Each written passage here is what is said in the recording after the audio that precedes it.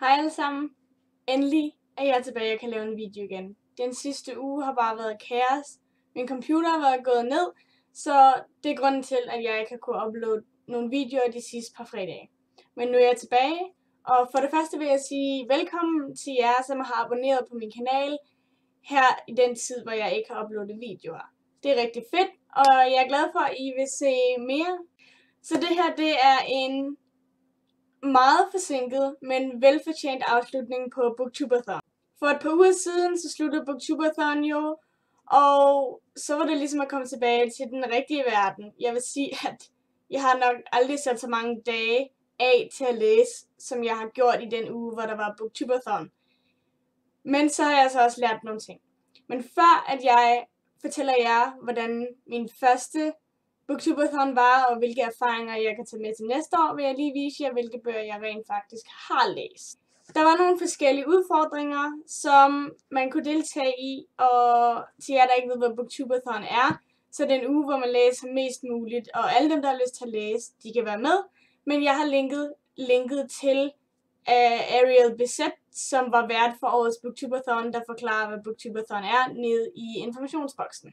Så der var nogle udfordringer, man skulle lave, og jeg fik lavet 3, tror jeg, plus 3,5. En af de udfordringer, der var, at man skulle læse en bog, og så se filmen baseret på bogen. Jeg startede med at læse Skatteøen, og jeg har fået fat i sådan en rigtig gammel udgave, hvor der er, hvis I kan se, det er sådan lidt guldagtig farve, og der er et gammelt bogmærke, der fortæller om, hvem forfatteren er. Jeg fik læst den her på et par dage, og det var rigtig gammelt dansk.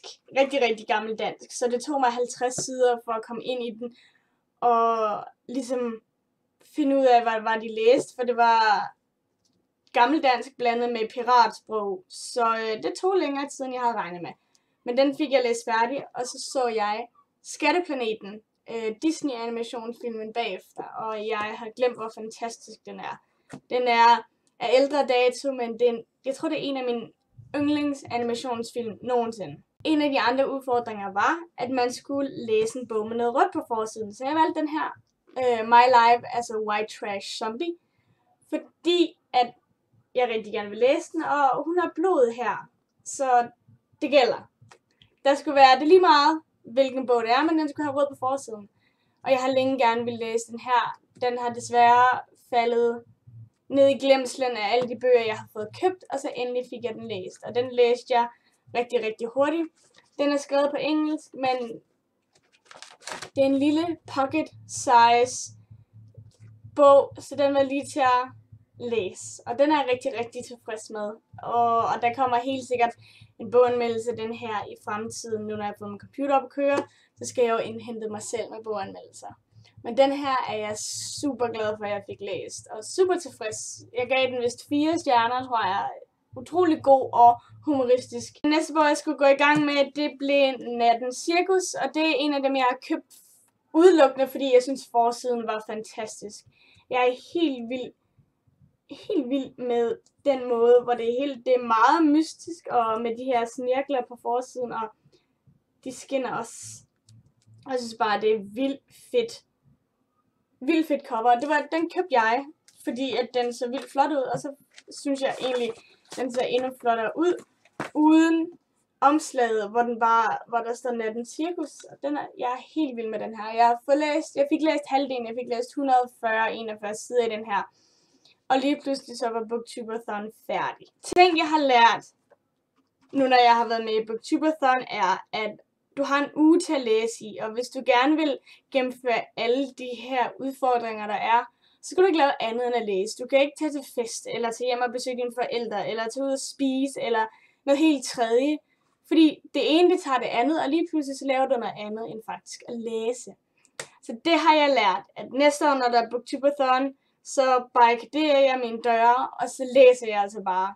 Og jeg troede jo bare, at jeg kunne læse, og så kunne jeg lave alle de her udfordringer, og så ville det bare være det. Men det at lave videoer samme dag, som du læser, og prøve også at lave de her, ikke kun læseudfordringer, men også de her videoudfordringer. Du laver ikke bare en video, du sætter dig ned, du filmer den, så skal du redigere den og gemme den og uploade den. det er jo ikke for sjov, jo. Så jeg har lært, at når du skal læse, så læs. Men jeg nød at være med i Booktubeathon. Jeg fik også lavet nogle videoer, og jeg har også lavet en playlist inde på min kanal, så I kan se, hvilke videoer, der blev filmet og optaget og redigeret i Booktubeathon-ugen.